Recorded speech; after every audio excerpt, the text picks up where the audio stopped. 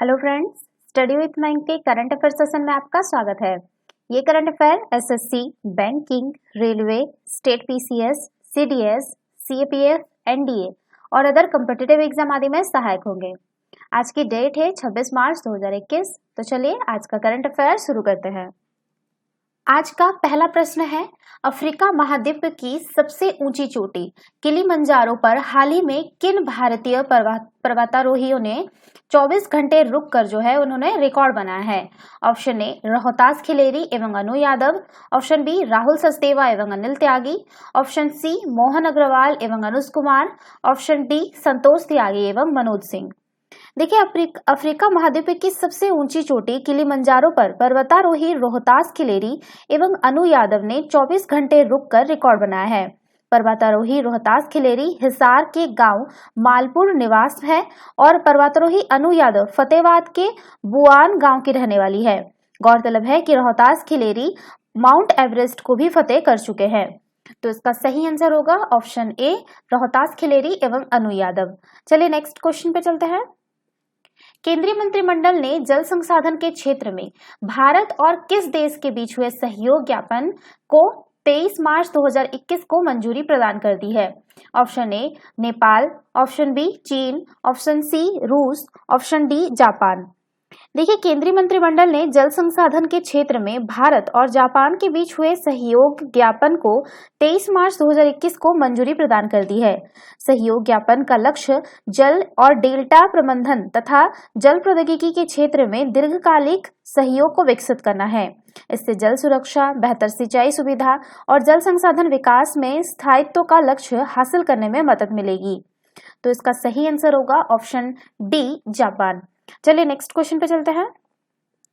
हाल ही में किस राज्य ने एथेनॉल उत्पादन संवर्धन नीति 2021 का शुभारंभ किया है? Option A Jharkhand, option B Bihar, option C Punjab, option D Delhi.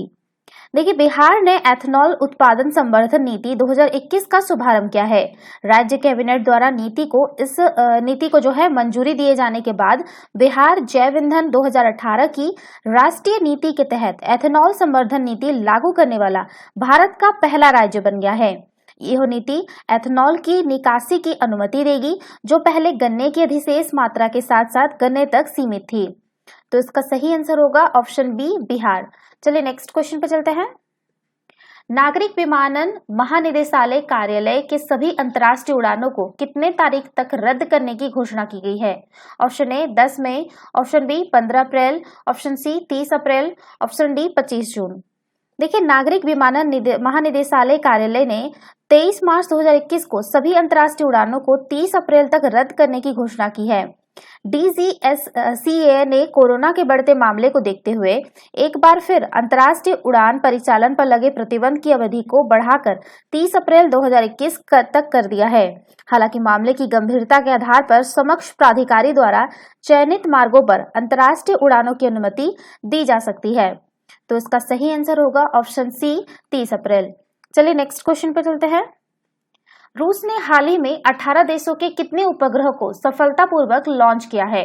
Option A 38, option B 40, option C 50, option D 55।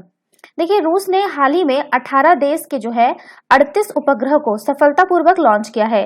38 उपग्रह में आपका दक्षिण कोरिया, जापान, कनाडा, सऊदी अरब, जर्मनी, इटली और ब्राजील सहित 18 देशों के थे। इन उपग्रहों में एक चैलेंज 1 नामक उपग्रह पूरी तरह से ट्यूनेशिया में बनाया गया पहला उपग्रह था, जिसे टेलनेट दूरसंचार समूह द्वारा बनाया गया था।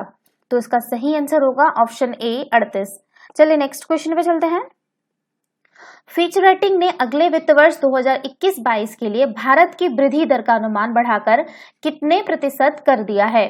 Option A 10.8%, option B 11.8%, option C 15.5%, option D 12.8%।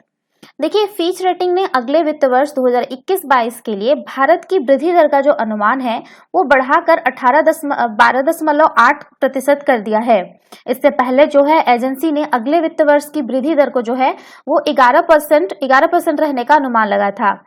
Rating agency ने कहा था कि 2020 के कैलेंडर साल की दूसरी तिमाही में भारतीय अर्थव्यवस्था लॉकडाउन की वजह से मंदी में चली गई थी, लेकिन उसके बाद यह हमारे अनुमान से अधिक तेजी से उभरी है। तो इसका जो सही आंसर होगा वो होगा ऑप्शन डी 12.8%। चलिए नेक्स्ट क्वेश्चन पे चलते हैं। विश्व रंगमंच दिवस निम्न में से किस दिन मनाया जाता है? ऑप्शन ए 10 जनवरी, option B 15 March, option C 20 April, option D 27 March. देखिए, विश्व रंगमंच दिवस जो है प्रत्येक वर्ष आपका 27 मार्च को मनाया जाता है। वर्ष 1961 को इंटरनेशनल थिएटर इंस्टीट्यूट ने इस दिन की स्थापना की थी। हर साल दुनिया भर में इस दिन राष्ट्रीय और अंतर्राष्ट्रीय थिएटर समारोह होते हैं। विश्व रंगमंच दिवस मनाने का उद्देश्य लोगों में थिएटर को लेकर जागरूकता लाना है और थिएटर की अहमियत याद दिलाना है। तो इसका सही आंसर होगा ऑप्शन डी 27 मार्च। चलिए नेक्स्ट क्वेश्चन पर चलते हैं। असम राइफल का स्थापना दिवस कब मनाया जाता है? Option A 24 March, option B 25 March, option C 23 March, option D 22 March. देखिए, 24 मार्च 2021 को गृह मंत्री ने असम राइफल्स के 186वें स्थापना दिवस के अवसर पर कर्मियों और उनके परिजनों को बधाई दी। असम राइफल्स भारत के सबसे पुराने अर्धसैनिक बलों में से एक है, जिसे वर्ष जो है 1835 में ब्रिटिश भारत में जो है सिर्फ 750 सैनिकों के साथ कछार लेवी के रूप में स्थापित किया गया था। इस सैन्य बल को वर्ष 1870 में कुछ अतिरिक्त बटालियन के साथ असम सैन्य पुलिस बटालियन में परिवर्तित कर दिया गया। प्रथम विश्व युद्ध के बाद इन बटालियनों का नाम बदलकर असम राइफल्स कर दिया गया। वर्ष 1962 में चीनी आक्रमण के बाद असम राइफल्स बटालियन की सेना के संचालन नियंत्रण में रखा गया है। अब तक इस बल ने 2 विश्व युद्धों और वर्ष 1962 के भारत चीन युद्ध में हिस्सा लिया है। साथ ही इसने पूर्वोत्तर में आतंकवादी समूहों के विरुद्ध चलाए गए अभियानों में भी महत्वपूर्ण भूमिका निभाई है। स्वतंत्रता के बाद से असम राइफल्स ने 188 सेना पदकों के अलावा 120 शौर्य चक्र, 31 कृति चक्र, 5 वीर चक्र और 4 अशोक चक्र जीते हैं। तो इसका सही आंसर होगा ऑप्शन ए 24 मार्च। चलिए नेक्स्ट क्वेश्चन पे चलते हैं। हाल ही में वर्ष 2020 के व्यास सम्मान हेतु किसे चुना गया है? Option A Khushwant Singh, option B Nasira Singh, option C professor Sharad Pagare, option D इनमें से कोई नहीं। देखिए, जाने माने हिंदी प्रोफेसर शरद पगारे को उनके उपन्यास पाटलिपुत्र की सामग्री के लिए वर्ष 2020 के व्यास सम्मान हेतु चुना गया है। यह पुरस्कार के बिरला फाउंडेशन की ओर से 10 वर्ष की अवधि में प्रकाशित सर्वश्रेष्ठ हिंदी की साहित्यिक कृति को दिया जाता है। यह पुरस्कार की शुरुआत जो है वो 1991 में की गई थी तथा इसमें 4 लाख रुपए, प्रशस्ति पत्र और एक प्रतीक चिन्ह प्रदान किया जाता है। शरद पगारे की ऐतिहासिक उपन्यास पाटलिपुत्र की सामग्री का जो प्रकाशन था वो आपका वर्ष 2010 में हुआ था। मध्य प्रदेश के खंडवा में जन्मे प्रोफेसर शरद पागरे की अन्य प्रमुख उपन्यासों में गुलारा बेगम, गंधर्व सेन, बेगम जेनावादी, उजाले की तलाश और जिंदगी एक सलीब सी आदि शामिल है। ज्ञात हो कि वर्ष 2019 का व्यास सम्मान पुरस्कार जो है वो नासिरा शर्मा को मिला था और 2020 का आपका प्रोफेसर शरद पगारे को मिला। तो इसका सही आंसर होगा ऑप्शन सी प्रोफेसर शरद पागरे। अभी चुना गया है, मिला नहीं है। ठीक है, चलिए नेक्स्ट क्वेश्चन पे चलते हैं। हाल ही में किसे सर्व वुमेन एक्सीलेंस अवार्ड दिया गया है? Option A Karuna Sharma, option B Antara Banerjee, option C Madhavi Khullar, option D Kalyani Goswami. देखिए, हाल ही में प्रजनन संबंधी अनुसंधान के क्षेत्र में महत्वपूर्ण योगदान के लिए महिला वैज्ञानिक अंतरा बनर्जी को सर्व वुमेन एक्सीलेंस अवार्ड दिया गया है। भारतीय चिकित्सा अनुसंधान परिषद के national institute for research in reproductive health के स्ट्रक्चरल बायोलॉजी डिवीजन की वैज्ञानिक डॉक्टर अंतरा बनर्जी को प्रजनन संबंधी तकनीक के लिए उपयोगी एंड्रोक्नोलॉजी को समझने के मामले में महत्वपूर्ण योगदान देने के लिए 2021 का सर्व वुमेन एक्सीलेंस अवार्ड दिया गया है।